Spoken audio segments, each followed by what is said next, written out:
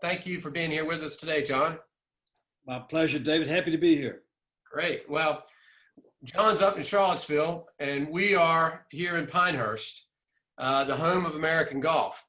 Tom Watson once said, to some people, golf's a matter of life and death, but to the people of Pinehurst, it's really much more important than that.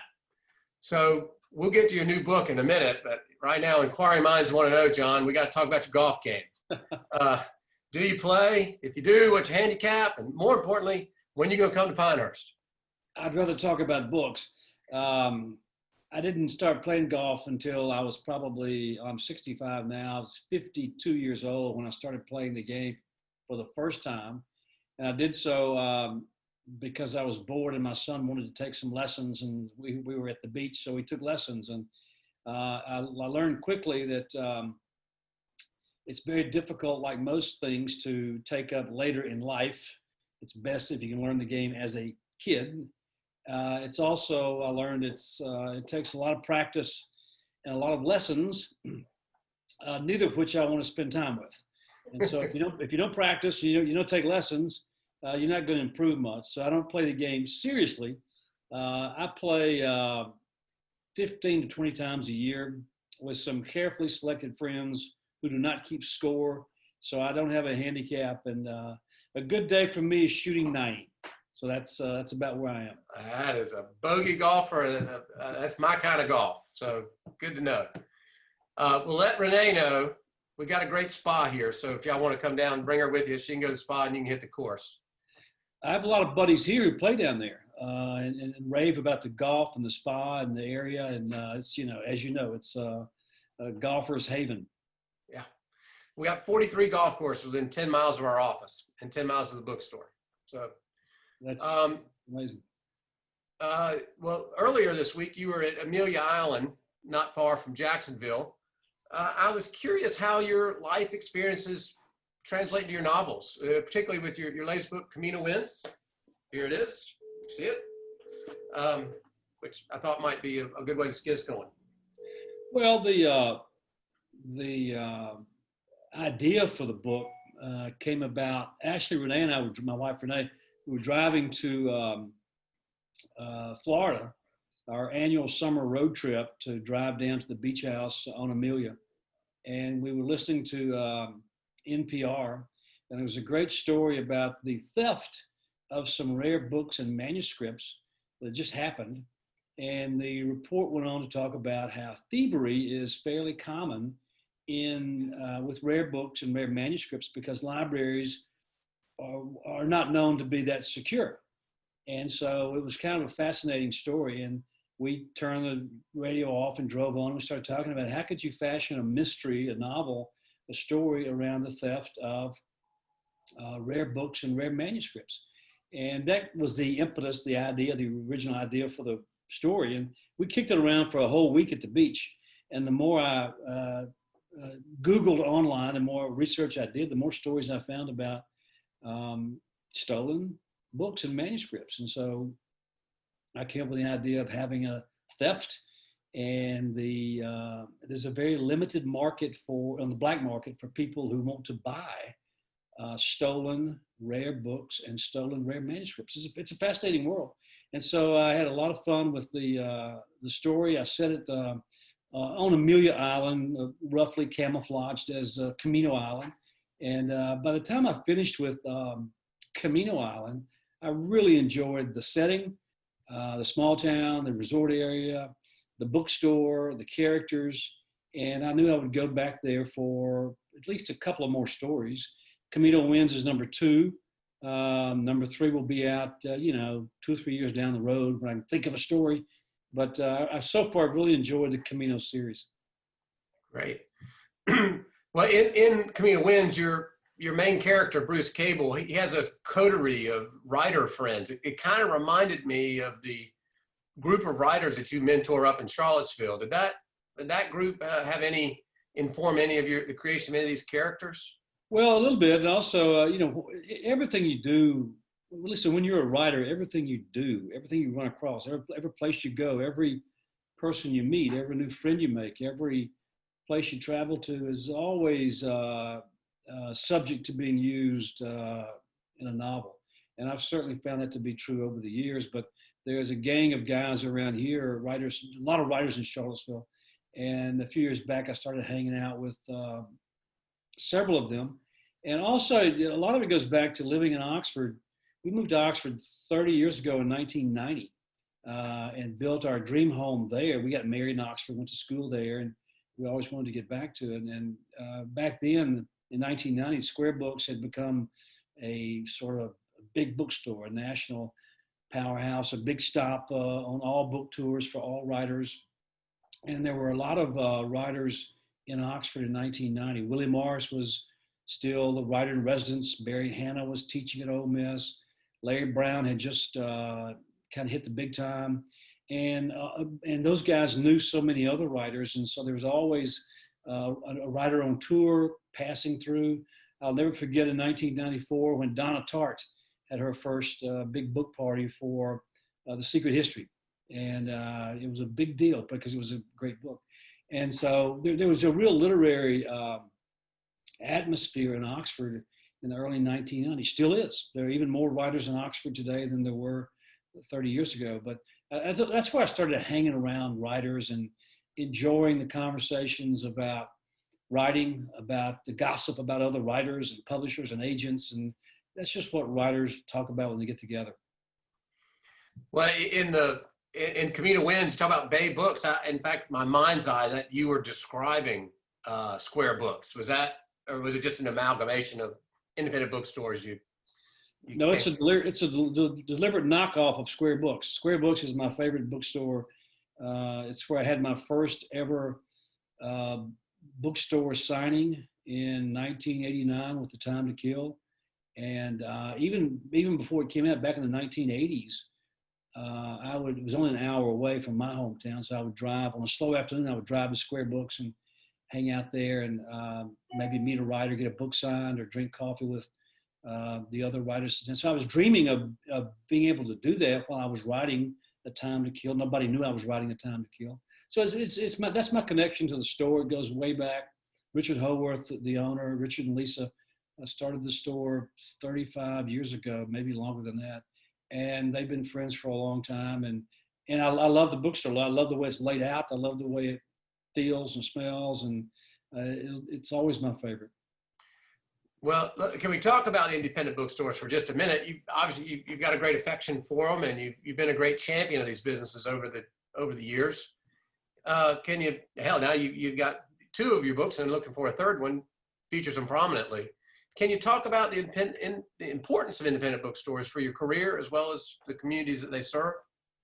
Well, first of all, I love independent bookstores. I love to go into a store, a great store for the first time, unannounced or whatever, just to sneak in and hang out and gaze and shop and browse for books for hours and buy a bunch of them. I do that all the time. Or I love it if they have a good coffee bar or even a cafe, just to hang out in.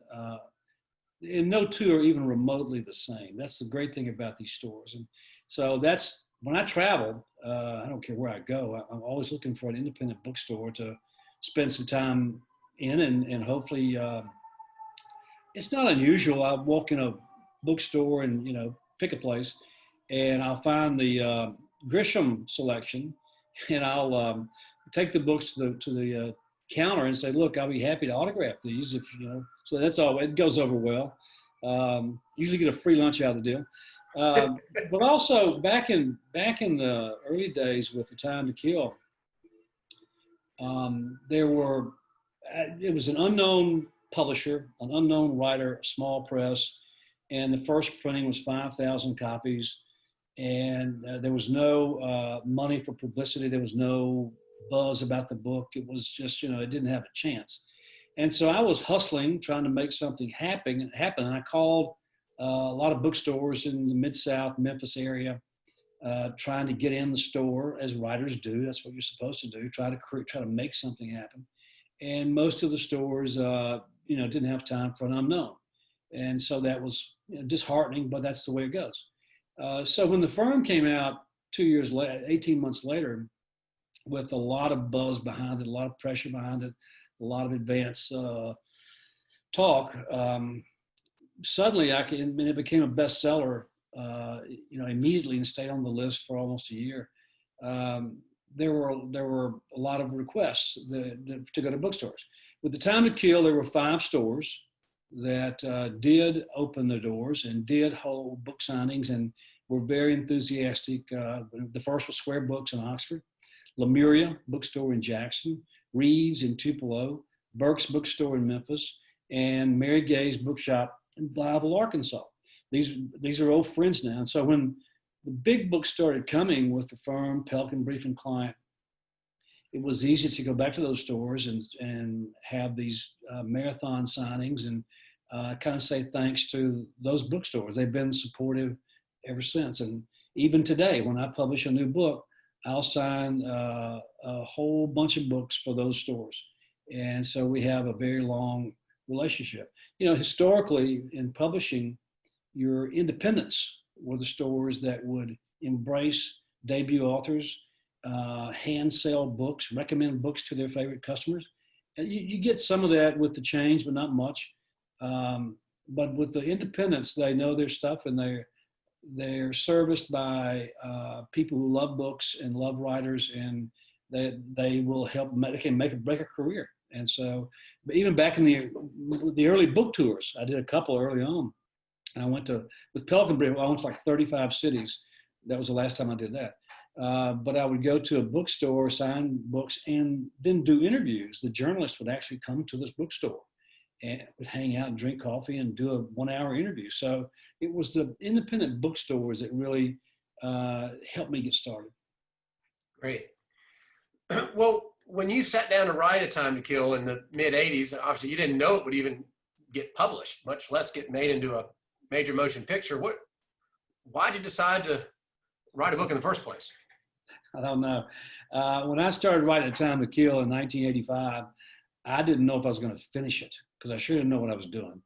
I had this idea, this great courtroom drama as played out through the eyes of a young, idealistic attorney in a small town in Mississippi, because that's what I was. That was the life I was living. I was struggling as a lawyer.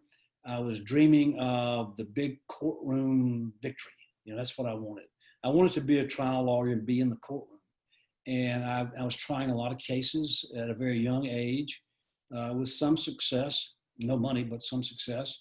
But I really wanted just the attention that comes with a big, dramatic murder trial in a small southern town. And that's why I had this notion of this drama. And over time, it became sort of an obsession of the story. And I had never tried writing before. I didn't know what to do with the story. And one night, late at night, I pulled out the old legal pad that was always in my briefcase and wrote handwritten chapter 1, what's going to happen, and started writing the book. And that started a process that went on for 3 years.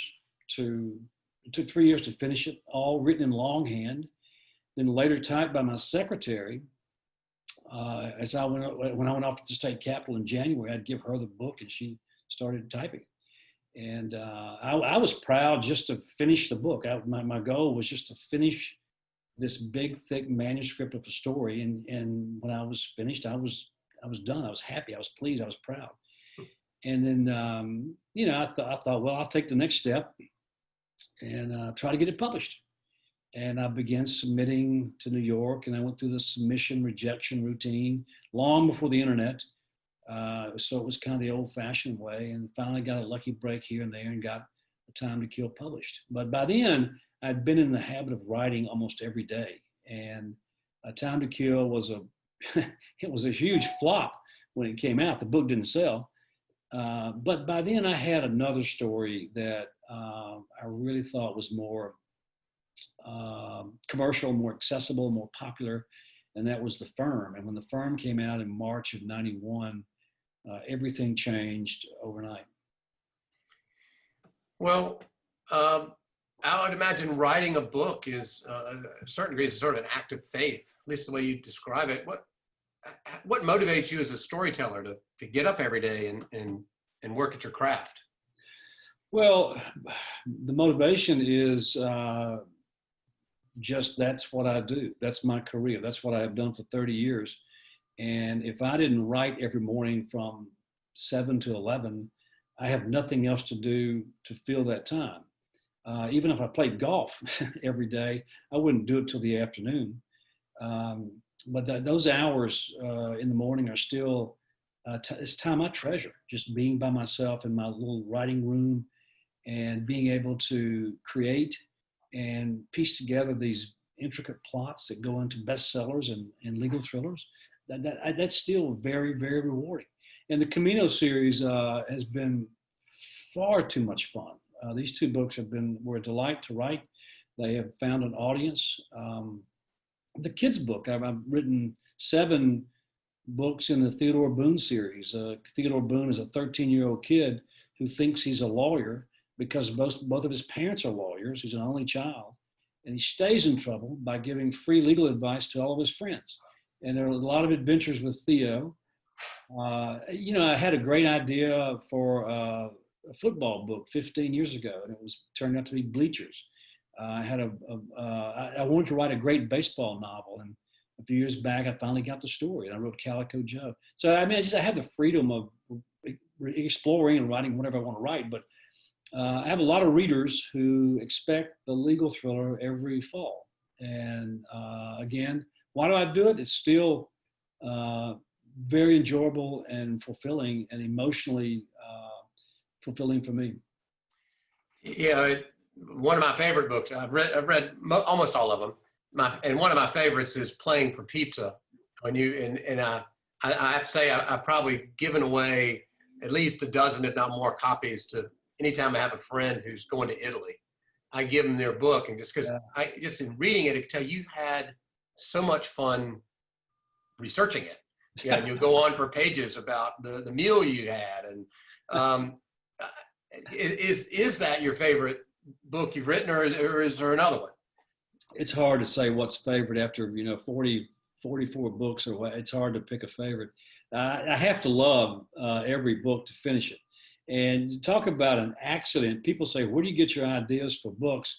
Well, they come from all over the place. But I was in Bologna, Italy, researching a book called The Broker, which the broker is a story that could be set anywhere in the world. And I love Italy and France and Europe and love to travel there. And I'd never been to Bologna. So I read about the town, and I thought this is a pretty cool town. So I chose Bologna, and I went there and began researching, the city and the settings and restaurants and all that kind of stuff. And I stumbled across American football, not soccer, but real football being played in the Italian Football League. And there are about 10 teams, and mainly in northern Italy. And these are big, tough Italian guys who love to put on pads and just beat each other up playing football. They love American football. And back then, every team could have, I think, 2 Americans.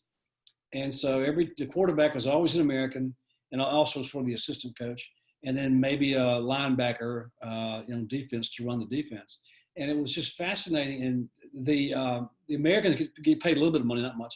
But I asked my driver, who was also a player, I said, "You Italian guys, you don't get paid for this? I mean, they don't draw 100 people to a game. This is soccer country." And he said, "Oh no, we play for pizza. We play for the pizza." And so the title was there. And I just went back to Bologna. I went to Parma. I set the book in Parma, Italy, beautiful town, halfway between Bologna and Milan, and spent far too much time there researching food and wine. I gained 15 pounds while I was doing it, but it was a wonderful adventure. And it's one of my favorite books. That's great.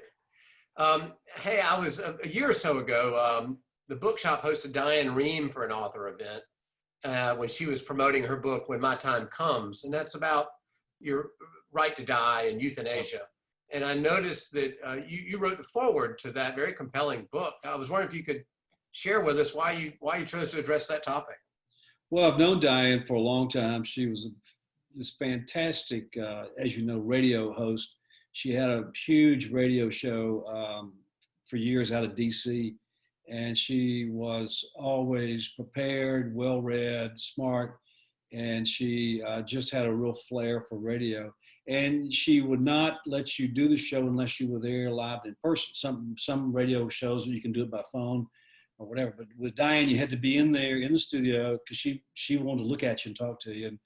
And the shows were always fun. I had no idea how popular she was or how far my books had traveled. One year she opened up the floor to questions, and the first 3 questions came from Africa. I thought, this is pretty amazing. Now, one time she had over 3 million listeners, and she was really devoted to the subject of the right to die. Her husband, her dear husband, I never met him, but she took care of him and loved him, had a long, sad, unhappy, terrible illness that was debilitating and terminal, but it just would not end. And he really wanted the right to die, and she did too, and I believe in that. And so we sort of bonded over that issue, to be able to choose your own ending. And so she asked me to write the foreword to her book. Gotcha.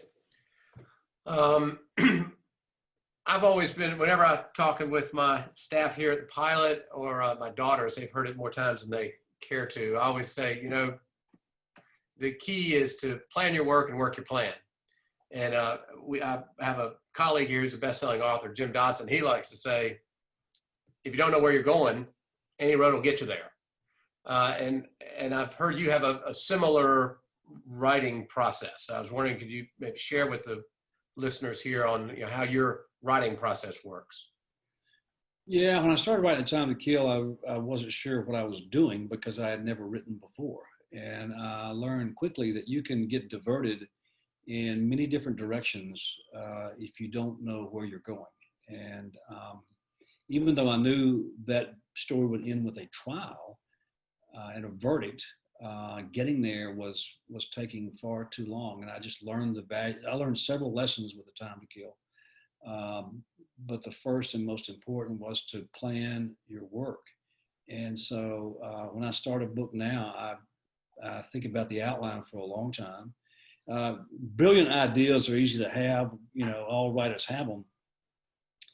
And what is a common mistake is that you have a brilliant idea and you launch into the writing because you're so fired up, and you write like crazy for 50,000 words. And 6 months later, you stop and you can't get out of it. You don't know what the end is. You don't know where you're going, and you've wasted that time. And I'm not going to waste that time. I tell writers, aspiring writers, I have a few rules about writing.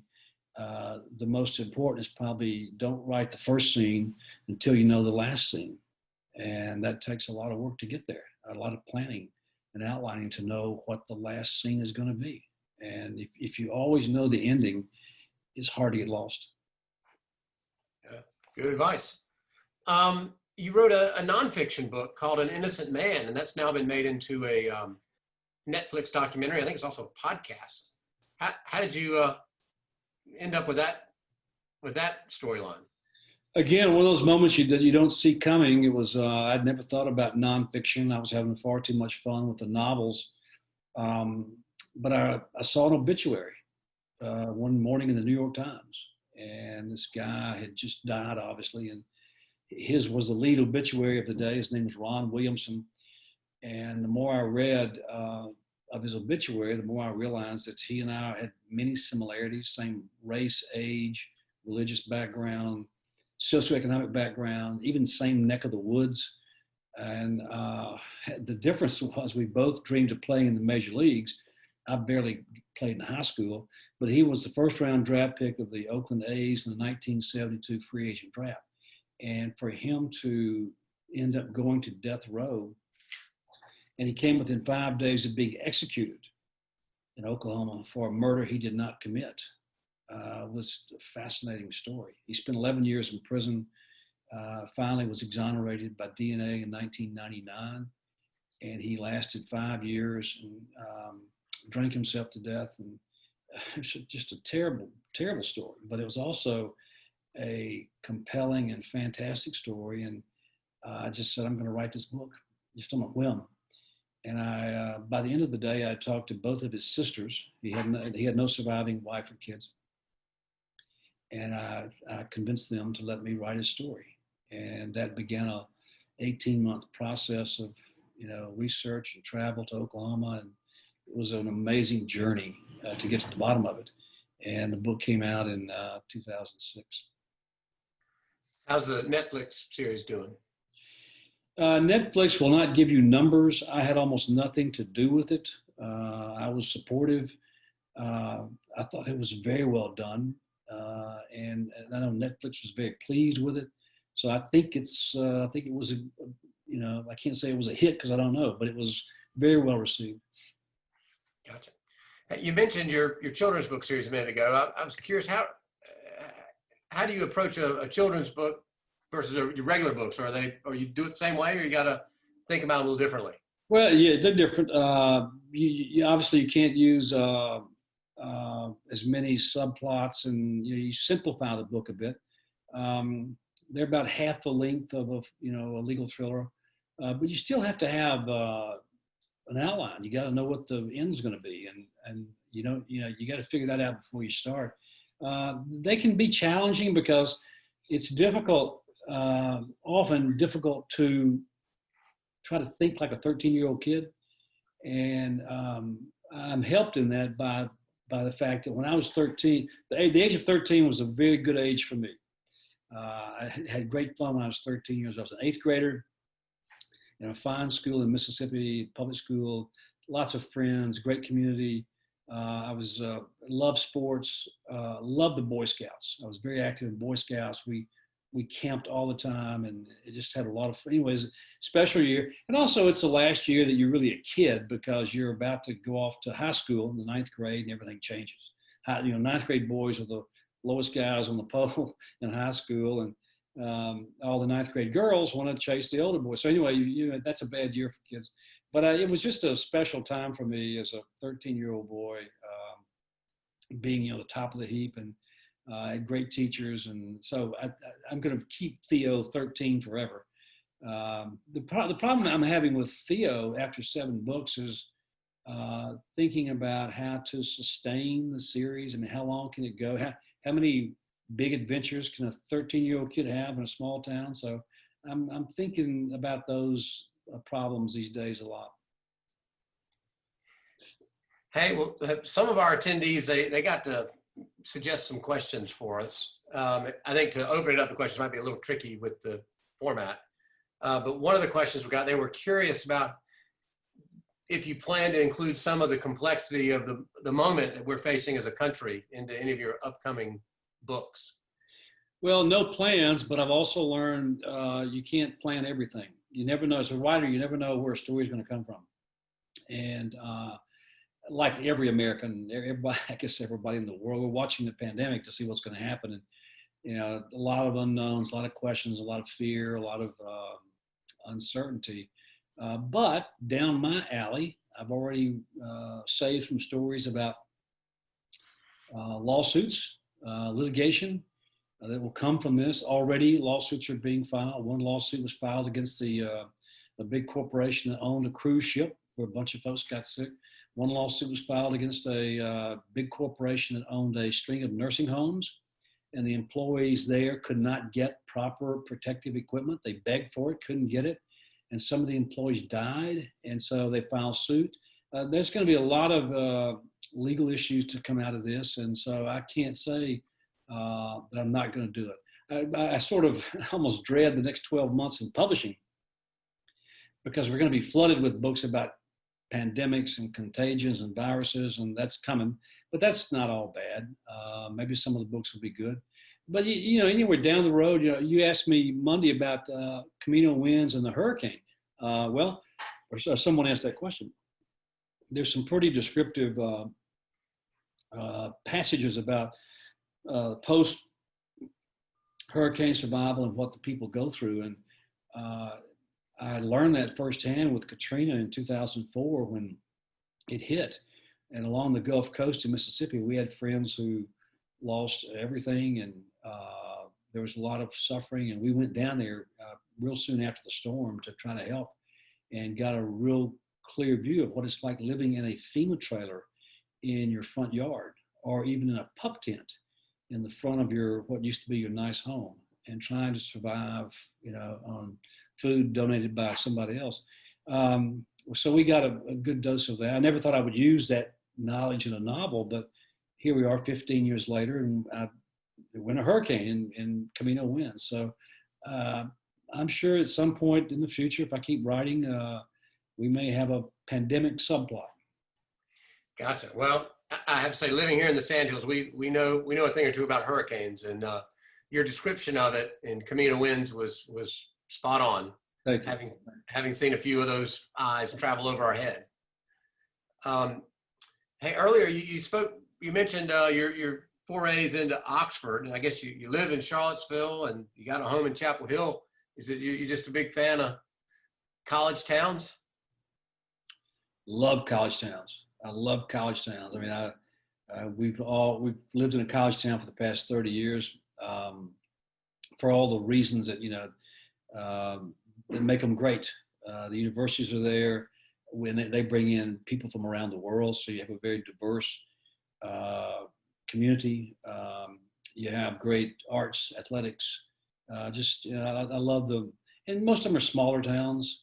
But I've been to a number over the years traveling around. Love Asheville, Athens. Excuse me.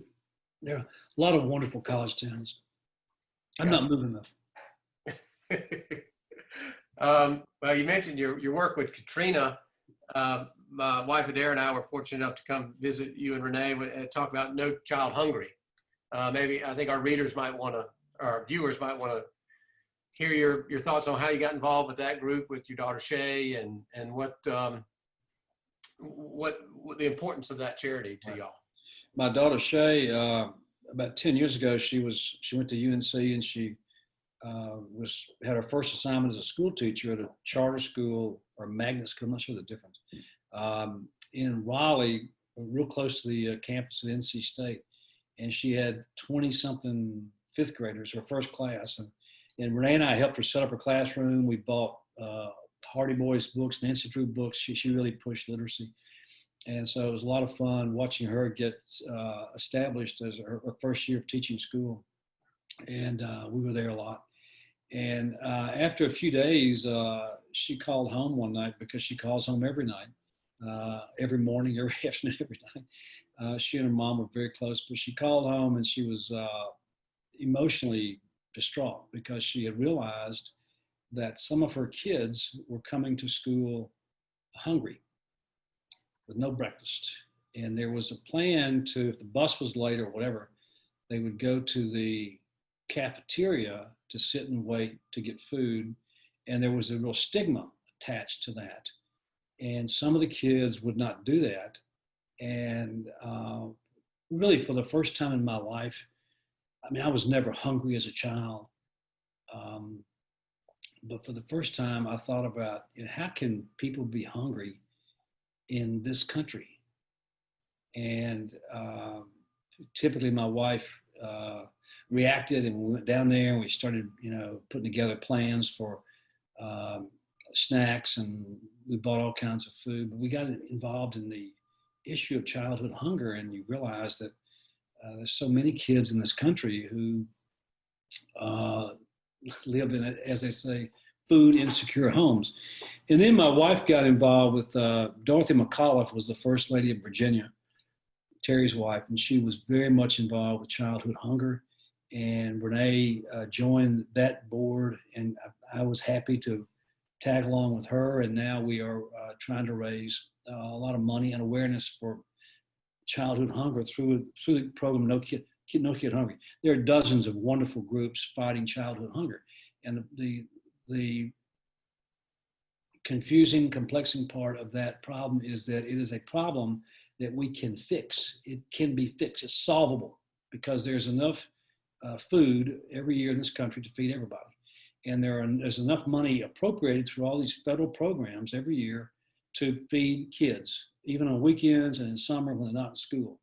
And if the problem is there's a lot of bureaucracy between the table and the funding. And so what No Kid Hungry tries to do is show local school districts how to get the funding and get the money because, you know, the kids are hungry. So we're very much involved in that these days. Well, and certainly in the pandemic, when the schools were all shut down, that had to be a tricky there to get the food. Your distribution network went away with that. It was a crisis. When it hit, you know, we all got blindsided. It hit so fast, and suddenly the kids are not in school. And we could tell stories forever about these kids when they're not in school. They're, you know, the fear of not eating tomorrow is it's hard to imagine.